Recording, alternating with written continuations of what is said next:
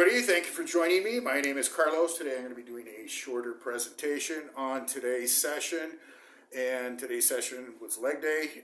One exercise, just one exercise. So I really broke the routine. I took it as a deload for the last, since the end of September, October, November, December, all the month of January, 4 months. And we've been training consistently, the same exercise selection, the same routine, and increasing our weights and reps on every single session on the 3 movements that we have chosen, on the 3 compounds and on the accessory, which was the hack squat, the vertical leg press, the Smith squat, and the leg extension. So 4 months is a considerable period of time for a period block, for a training periodization block. Usually they go from 8 to 12 weeks. We extended it. Why? Because I was continuing to make gains. Like every single session I was increasing. Now, I did hit the wall. There was a point where I just was not increasing anymore. It's like physiologically impossible to go further, to train harder than last time all the time. You hit walls. The other thing is that I'm on a calorie restriction. Started on the 10th of January, coming down from 3,200 to 3,000 to 2,700 calories. Keeping my protein high, modifying the carbs, going no carb on evening meals, and just basically dropping body fat. And so also that weighed a little bit on the ability to go heavier and heavier. So once we hit the wall, what do? What do you do? I mean, wow, okay, this is 5 plates. I can't go higher. In fact, you can even go backwards or sideways. So what do you do? What I opted to do is to increase the work volume, stay at that high plateau. I've said it, now for a few of these videos. Once you hit a high plateau, it's a great place to be at. It's a wonderful place to be at a high plateau. You maxed out. What are you going to do? You're going to continue until you lift 3,000 pounds on the squat? That's ridiculous. There's always human limits, and the limits are rather low, realistically. Like most people are not consistently squatting 400, 500, 600 pounds unless they're on the top of their game. I have BB Pro. So I hit 500 pounds. I hit 400 pounds. I hit 600 pounds on some exercises, or 580, I don't know, 630 on the top.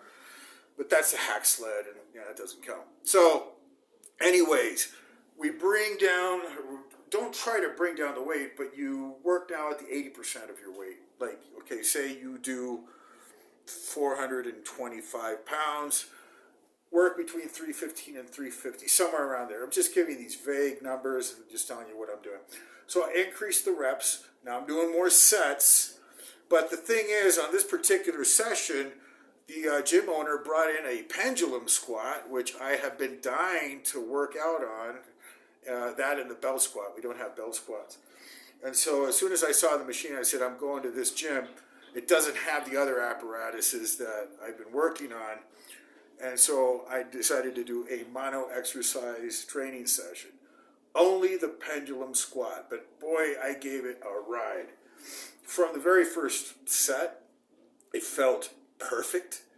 I don't know how to describe it. Like when you squat down, like no knees. When you squat down on a free bar squat, at least I feel the knees, even if they're not hurting or anything like that, there is stress on that area. With the pendulum squat, the stress is on the muscle and on the hip. I don't feel any hip joint pain or anything like that. I don't understand what that is, and I don't want to know. I just felt it on the muscle. So started out with 1 plate and just did sets going up and up and up. 2 plates, 3 plates, 4 plates, 5 plates, 6 plates, and it maxes out at 7 plates. And I reached 7 plates. Now, the only strange thing I felt with this machine was it is easier than a normal squat because it's a levered situation. It's not a loyal weight. It's not on your back coming down vertically like on a Smith machine or on a vertical press. It is mitigated by angle, okay? Nonetheless, I was completely gassed after each set, and I have pretty good cardio. This doesn't happen to me on almost any exercise, but like from the first, Now I was doing the reps pretty fast. You'll see it on the video. I narrate the video. So I was going at a pretty fast tempo. I was going up and down, and all the way down. That's the other thing with the pendulum squat. I mean, I was literally trying to touch my butt down to my heels. Like, I can't go any further. Like, all the way down. Now, I'm not usually a proponent of this type of extreme range of motion. But in this particular case, with this particular machine, why not? Like, why not? I can do it. And I pause all the way at the bottom, like I'm sitting down, like a Chinese guy a Chinese peasant taking a crap in the rice field, like just squatting all the way down. Wait for a couple of, like a pause, and then bring it up. Like just doing the whole 9 yards with this thing. And so on the way up, I'm feeling stronger and stronger and stronger. By the time I got to 6 plates, I was really wondering where the limit to this thing would be, because I was feeling like if I could put on 8 or 9 plates on it. And of course, it's always scary, to see that much weight on a machine or anything, and especially the first time doing the exercise. But I'm brave, foolhardy, or just, I don't know what that is. But it felt good enough for me to go up to the 7 plates. And, it felt heavy on the pad. I mean, it feels 7 plates, my God. It always gives you a bit of a, caution and pause. Anything can happen. It is a fairly safe machine, nonetheless. So I got 3 reps. I know I could have done at least 5, maybe more. If I was really, pushing it, I could go higher reps. That'll be for further, other sessions. So that was my session today. It was just pendulum squats, and then I did a back off set where I backed off to 5 plates and got 8 reps and got into good work. Like the next day, the inside of the adductors and the hamstrings and like the entire leg was like really sore. It was like a deep thud sore. It was like achy, really achy, because that's a lot of weight. It really is. And first time with a new angle and everything. The next time, I'm just going to be going for higher reps, and I'll be doing bigger jumps. Like, I won't start off with 1 plate. I'll go from 2 to 4 to 6 to 7, or something like that, or maybe 1, 3, 5, 7. I don't know. But I won't be spending so much time going up. I already, figured the machine out just on this one session, and so highly recommend it. All I can say, if your gym has a pendulum squat, work the shit out of that thing, man, and take advantage of the range of motion where you can squat down super deep. It's not that safe to squat down so deep on a free bar squat. Like, if you can, you're very athletic, you're very fit, great, go for it. Like, some people say it's not necessary.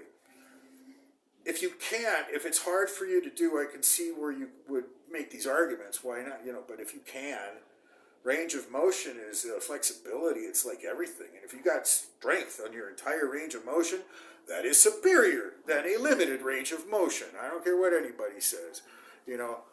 This is not the same as this. Now, the other thing is that doing such the extreme range of motion absolutely consumes more energy. It is, it's a further distance to make the weight travel.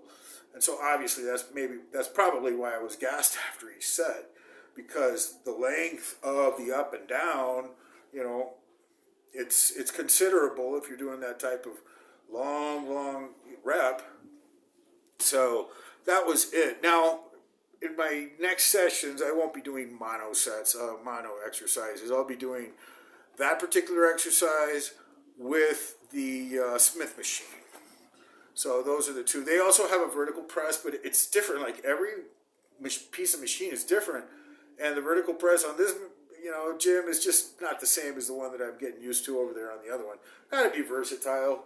Got to be able to use whatever. But, yeah, I'll switch it up a little. So, transitioning, switching from strict PR logbook session, increase all your number type of training, to getting on a diet, losing body fat, getting in condition, and not worrying so much about absolute maximum weights, but increasing your work volume and taking advantage of your newfound strength and gains to stay at a high plateau and work it there for more volume. So you reached 5 plates. Well, now don't do 1 set, do 3, 4 sets. Don't do 5 reps, do 8 to 10. Now that's a lot of work. That's a lot of output. But you should be able to do it. If you've gotten strong in the off season, you have to push. So that's basically it today. That's all I really wanted to say today for this presentation. Just I will be leaving the video of the session, narrating each set and just going over what I did for the day. And I hope this helps out any of you guys or girls out there trying to get into top condition and be the best version that you are or that you can be. God bless everybody. We'll see you on the next episode. So today, leg day. Today we decided to just do one exercise hanging out here at the pendulum squat. This is a new apparatus. I've never done the pendulum squat, maybe once in my life at another gym, but I've never really worked it. And today just decided to really give this thing a ride. And a ride I did. Just from the very beginning, felt this unbelievable connection with it. Zero knee stress, all leg drive, hip drive. The back is just put in the most comfortable position possible for my height. I'm able to get to the deepest squat possible. I can't go any deeper, I don't think. I tried, and the apparatus would go deeper, but I can't. There I go all the way down. I'm almost touching the floor, actually. And, I'm usually not a proponent for such extreme range of motion, but in this case, with this machine, absolutely, and I definitely felt the benefit of it. So decided to take the progression to see how high I could go today. And right off the bat, it felt so easy. This was like just the best connection with the machine I felt in a long time. I sacrificed my other typical routine with the hack, the vertical, and the Smith for the sake of just giving this a try. So I looked at it as a deload session. I pretty much maxed out my weights on the hack, on the vertical. I'm not going higher with 5 plates on the vertical is like heavy. And the hack squat, 6 plates, it's a lot of weight for me. So today, deload and just playing around with this machine. Man, it is like one of the best things I have found in a long time. And again, zero knee stress. I'm using my knee wraps just out of habit, not because they really needed it there.